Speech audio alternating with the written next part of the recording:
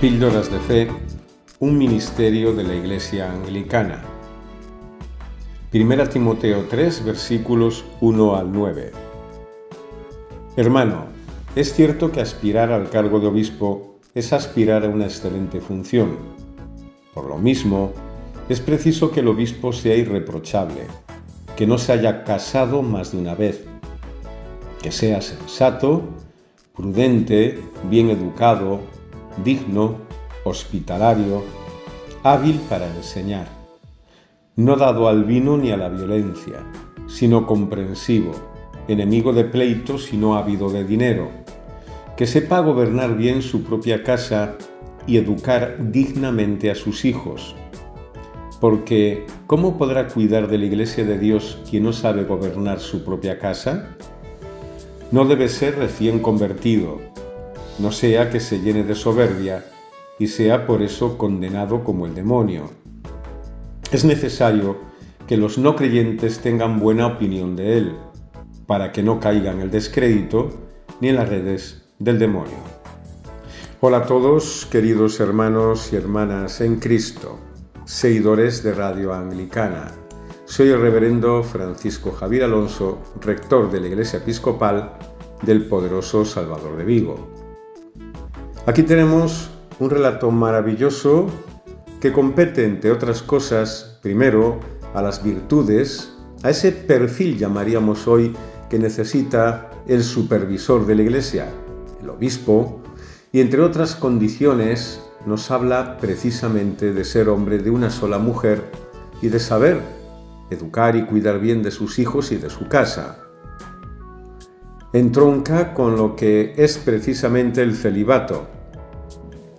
Celibato que, como sabéis, pues fue poco a poco pergeñándose en la Iglesia a lo largo de los años y que, de alguna forma, podemos hoy comprender por qué los católicos reformados, por qué desde la Reforma, incluyendo también los viejocatólicos, retomamos a ese pasaje maravilloso y a esos principios maravillosos que nos hablan de cualidades, pero no de la prohibición de formar una familia, el clérigo, sobre todo los clérigos que han alcanzado el más alto cargo, después de Cristo, evidentemente, como sacerdote supremo, que es el obispo, episcopo o supervisor de la Iglesia.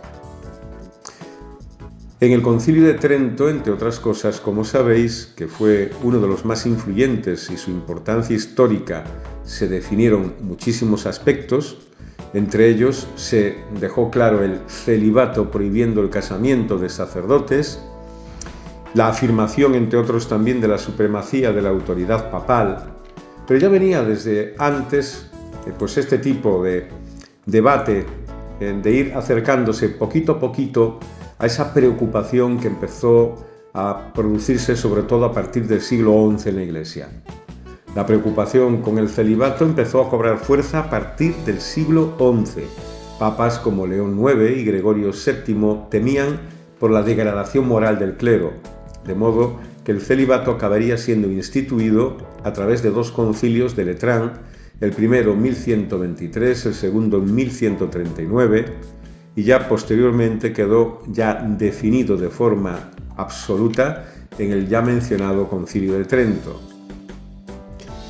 ¿Qué puedo decir más? Pues que la Iglesia Anglicana, la Comunión Anglicana, se define a sí misma como una Iglesia católica reformada.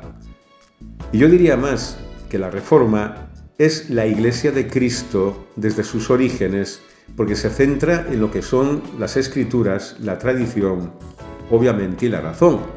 Pero sobre todo, si son las Escrituras, las propias Escrituras, nos están enseñando y demostrando muchísimas cosas que luego la Iglesia Católica Romana no cumplió.